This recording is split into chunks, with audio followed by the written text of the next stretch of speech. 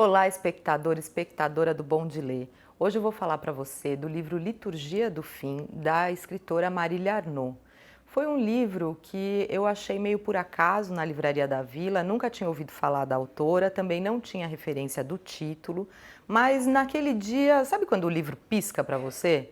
Foi mais ou menos assim, ele piscou para mim e eu levei. Acabei levando, levei outros livros, deixei ele de lado na estante, mas estava sempre ali, olhando, Liturgia do Fim, Marília Arnaud, quem será e tal, mas não chegava a hora dele. Até que um dia a Cida comentou comigo, a Cida da Livraria da Vila: Mariana, tem um livro que eu acho que você vai gostar, por causa da autora também, né? A Cida sempre me ajuda aí com as indicações para o Bom de Ler. E quando ela me falou o nome, eu falei: Cida, eu tenho. E aí para mim foi uma confirmação, né, de que aquele livro ia me levar para algum lugar interessante. Já que a Cida também já tinha, o livro também já tinha piscado para ela. E aí, meio que, né, essas coisas da vida, as coincidências da vida, veio então o Mulherio das Letras e eu fui descobrir que a Marília Arnaud, que eu já estava namorando ali o Liturgia do Fim, é uma autora de João Pessoa. E quando a gente então se comprometeu a ir pro Mulherio, eu falei: com certeza vou entrevistá-la. Então essas coisas que acontecem com quem trabalha com livro, né? Às vezes um livro cai na sua mão, você não sabe muito bem porquê, e depois vem aí um sentido de por que aquele livro lá atrás eu fiquei tão interessada, e aí acabei conhecendo e entrevistando a Marília Arnaud. Liturgia do Fim é um romance curto, mas muito potente. Conta a história do Inácio, que é um professor universitário, com um casamento praticamente ruindo, que volta para sua cidade, muito pequena, praticamente um vilarejo, para cuidar do pai que está nos seus finais, né? Tem um drama familiar ali muito presente, ainda que os anos tenham se passado. E tem toda uma paisagem, né? Eu pensei em falar assim, um Brasil profundo, né? Que a gente vê no Liturgia do Fim, um Brasil profundo. Mas eu mesma fiquei pensando que essa expressão, ela tem a ver para quem, né? Para mim, né? Porque esse Brasil profundo, para quem vive nele, ele não é nada profundo. É o Brasil que, né? Onde a pessoa vive. Mas para mim, que estou aqui em São Paulo, que conheço pouco, né, fora do eixo, né, das grandes cidades, eu mergulhei mesmo numa história que eu achei muito forte, a questão do pai, do filho e do drama que envolve esses dois, mas também fiquei muito encantada com a paisagem, os cheiros, uma outra cultura, né, que também é Brasil. Eu espero que vocês gostem de conhecer a Marília na entrevista e leiam o livro Liturgia do Fim.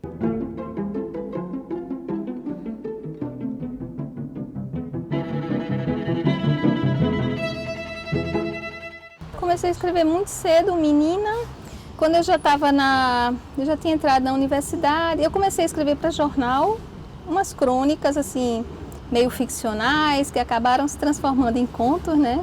Então, o primeiro livro, que foi um acidente editorial, né? Um acidente de percurso, vamos dizer assim, que a gente tem a impressão de que só é escritor depois que publica. Os seguintes, que são A Menina de Cipango, o segundo, e o terceiro, Os Campos Noturnos do Coração. Esses foram por concurso, né?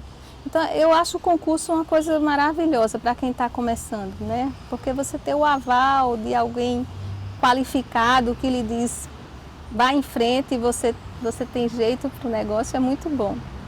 Aí o quarto livro, que é o Livro dos Afetos, aí eu já busquei uma editora fora.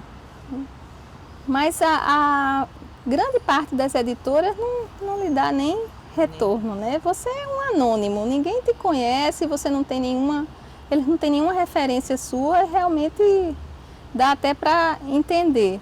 E a Sete Letras, ela trabalha um cofinanciamento, né? Assim, você participa. O autor paga uma parte e a editora outra. Então, deu certo o Livro dos Afetos. E nessa época que eu estava mandando o livro para as editoras e não recebia retorno de nenhuma, eu fui apresentada a Luiz Rufato. Foi Maria Valéria Rezende que me apresentou na época. Foi na época daquela coletânea dele, 25 mulheres que estão fazendo a nova literatura brasileira. Eu entrei na segunda parte, mais 30 mulheres. E aí ele leu o livro e gostou. Ele falou, eu vou fazer uma coisa, eu vou escrever para a Luciana Vilas Boas, que ela estava na época como editora da Record. E aí ele escreveu e ela me deu um retorno, ela foi super gentil, falou que eu escrevesse um romance, porque o conto era muito pouco comercial, sabe? Eu não compreendo essa lógica das editoras, né? Mas porque eu vejo tanta gente lendo conto, eu gosto muito do conto. E aí eu tomei aquilo como um desafio. Tá, então eu vou tentar. E aí veio o primeiro romance, que é o Suíte de Silêncios. Como é que você define o seu estilo?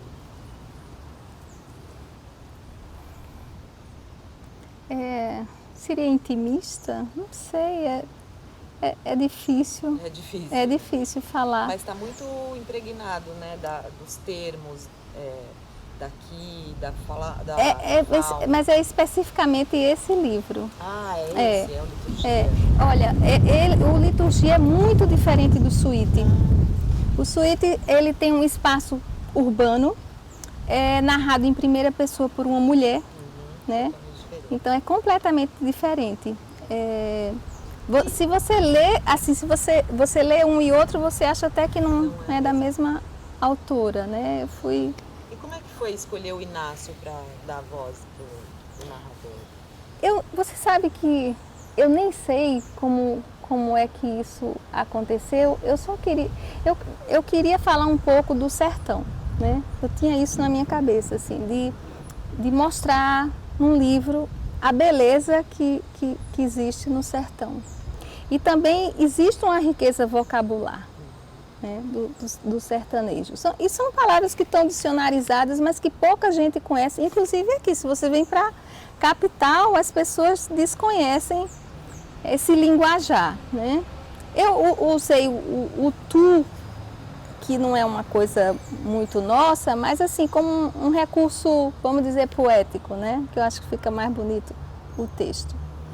E, assim, eu mesma não tenho essa preocupação, né? É como você perguntou, como Inácio surgiu? Eu não sei como Inácio surgiu. Eu comecei a escrever... não era na voz de Inácio, seria um narrador onisciente. E eu vi que eu gosto de ficar pregada no meu protagonista, sabe? Eu acho que a minha escrita, eu diria que é mais intuitiva. Intuitiva no sentido de, vamos dizer, mais inconsciente, né? Então, assim, eu não tenho ideia do que... O que eu sinto pelos meus personagens é compaixão, né? Eu acho que eles merecem isso. Então, esse livro, Liturgia do Fim, ele mexeu tanto comigo, porque essa relação difícil com o pai. Então, quando eu terminei esse livro, eu chorei tanto, sabe? Me deu vontade de pegar Inácio e abraçar, sabe? Botar ele no colo, porque é isso que ele merecia, colo, né?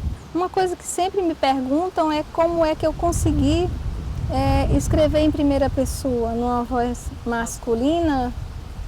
E eu vou te falar com toda honestidade, a mesma dificuldade que eu tive para construir do Ina, que é a minha protagonista do Suíte, eu tive para construir Inácio, sabe? Agora, eu acho que eu consegui fazer bem, porque esse é o retorno que eu tenho tido dos leitores, né? Eu tenho um amigo que... Eu já fazia isso com os contos, né? Escrever em primeiro lugar, em primeira pessoa, perdão. numa voz masculina, eu já fazia isso. E uma vez ele leu um conto meu e falou assim, poxa, você me dá até medo, porque você conhece tão bem os homens. Mas, todo mundo conhece, né? A gente se conhece. Tem as diferenças, tem que falar, é uma coisa que tem se falado muito, né? Essa questão do gênero. Mas eu não me preocupo com isso. Eu acho que isso é de menor importância, né? Quando parece verdadeiro, tá... Exatamente. Eu acho que algumas pessoas não conseguem, né? Eu entendo quando o escritor fala assim, não, mas eu sou mulher e eu preciso escrever com base na minha experiência como mulher. E eu respeito, né? Mas eu consigo escrever sobre um lugar onde eu nunca estive, né? Então eu consigo escrever sobre um homem no qual eu não estou na pele dele, mas eu consigo olhar pelos olhos dele, sabe? Das suas referências literárias, muitas são da região daqui? Não. José Almeida? Sim, José Américo. José Américo de Almeida. Eu li José Américo, porque esses livros a gente li na escola, né? José Américo de Almeida, Zé Lins do Rego, que eu acho que é muito esquecido, porque ele é muito bom, sabe? Eu li tudo do Zé Lins do Rego. Em seguida, assim, quando eu entrei na universidade, eu comecei, não sei como tomei conhecimento de Marguerite Yourcenar, que para mim é uma referência. Sim, antes disso, Clarice Lispector, na minha adolescência, quando eu tinha uns 14, 15 anos, né? Fiquei muito encantada com ela. Lígia Fagundes Telles. E aí em seguida Marguerite Yourcenar, Virginia Woolf. Eu sempre li muito mulher, engraçado, né? Eu gosto muito do texto delas. Marguerite Duras. Né? Você ia atrás de ler outras escritoras? Era um compromisso seu? Não, é uma coisa que acontece espontaneamente, né? É uma questão de afinidade. Você lê uma primeira coisa e gosta e você busca tudo da pessoa. Estar fora do eixo Rio-São Paulo, que é onde se concentram as editoras, né? Eu acho que pesa, sim, com certeza. Porque se você está lá, você tem contato com as pessoas de editora, você conhece gente que resenha, que faz crítica. Enfim, eu acho que o seu trabalho é melhor conhecido, ou mais conhecido, né? Você tem, vamos dizer assim, faz mais contatos que facilitam a vida do escritor na hora dele editar, dele publicar, porque essa é a grande via crucis, sabe? Meus pais são sertanejos, o meu pai é de Catolé, minha mãe de Pombal, sertanejos da Paraíba.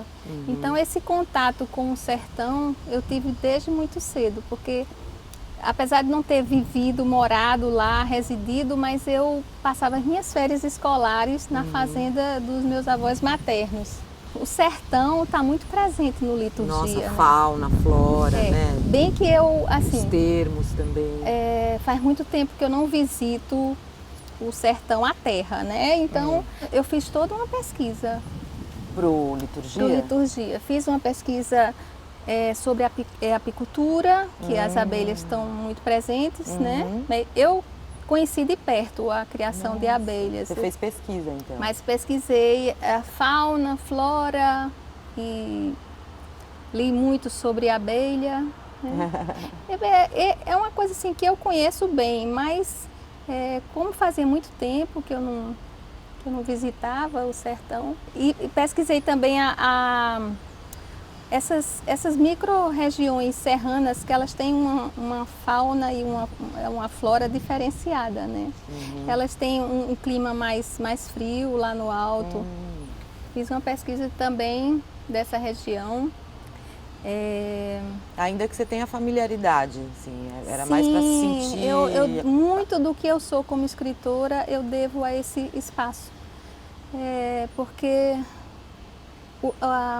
a solidão, sabe, de você estar no mato, eu montava e saía, e andava, às vezes passava o dia todo fora, comia nas casas da região, pessoas que moravam por lá, sabe, a gente era muito livre.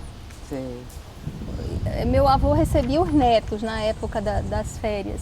Uhum. E era uma coisa que eu não tinha aqui na cidade. Aquela coisa de ir para a escola, no ônibus escolar, voltar para casa e ter a aula de inglês, a aula de natação e tal. Então lá eu era dona do meu nariz, né? Passava muito tempo só. Então esse contato com a natureza, com os animais, sabe? Tudo isso me deu, eu acho que uma base, sabe? Como escritora. E Marília, As por que pessoas. você escreve? Eu sei que é uma pergunta difícil. Assim, Você sabe que é uma pergunta difícil e eu acho que eu nem tenho resposta para você. Porque eu mesma às vezes me pergunto por que é que eu escrevo, porque a escritura ela demanda muito de você, né?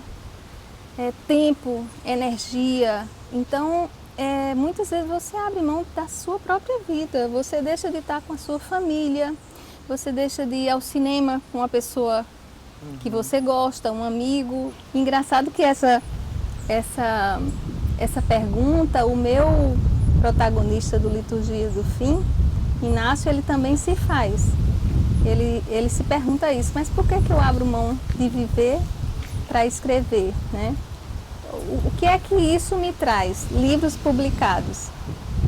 Então eu me pergunto, mas eu não tenho resposta para isso, porque eu acho que o prazer maior não está nem vamos dizer assim, na leitura pelo leitor, não está no retorno que o leitor te dá, está na própria escritura, entendeu? No ato de escrever. É doloroso e ao mesmo tempo é muito prazeroso, né? Então quando você termina um conto ou termina um romance, a sensação que eu tenho é de extrema alegria, sabe? É difícil descrever essa sensação do texto terminado. Eu não escrevo para leitor nenhum, eu só escrevo para mim mesma, né? Nunca penso no leitor, não sei nem se deveria. Pensei uma vez no leitor quando eu escrevi um livro infantil. Eu escrevi um livro infantil, aí nesse caso eu escrevi para as minhas netas. E aí eu estava pensando nelas duas, todo o tempo. Mas com relação aos contos e aos romances, não. Eu esqueço dos livros, eu nunca releio. E quando acontece de alguém ler alguma coisa que eu escrevi, a sensação que eu tenho é de estranhamento, sabe? Como se aquilo não tivesse sido escrito por mim. É tão esquisito, mas eu já vi outras pessoas falarem a mesma coisa, né? De não se reconhecerem no próprio texto. E é isso que eu sinto, mas eu nunca releio meus livros. Quando eu estou angustiada, eu não consigo escrever nada. Não sai nada, não. Eu tenho que estar em paz, eu tenho que estar concentrada, né? Tenho que estar sozinha e o fato de trabalhar bastante, o dia todo e tal, isso às vezes me atrapalha muito, sabe? Porque eu fico... eu trabalho fazendo análise de processo trabalhista, né? Mas você é advogada? Sou advogada. Sua formação é em direito. Exato. Então, eu fico impregnada, sabe, daquele linguajar jurídico, né? E eu tenho que me limpar disso. E às vezes eu tenho somente os finais de semana e as noites para escrever. Às vezes levo processo para fazer em casa e tal. Aí eu já dou uma parada, porque não dá para misturar, sabe? Ou eu fico ali direto. No romance anterior, o Suíte de Silêncio, eu tirei um mês de férias e um mês de licença para poder terminar. E aí eu me tranquei, sabe? Eu só saía de casa para visitar a minha mãe 2 vezes por semana. Comia em casa tudo para poder dar conta. Mas eu preciso de um espaço meu, sabe? De tranquilidade para escrever. Você sabe que se alguém me dissesse assim, se você tivesse que escolher para o resto da sua vida, você quer ser leitora ou escritora? Eu teria que escolher a leitura. Porque eu me alimento da leitura. Se eu não ler, eu não escrevo.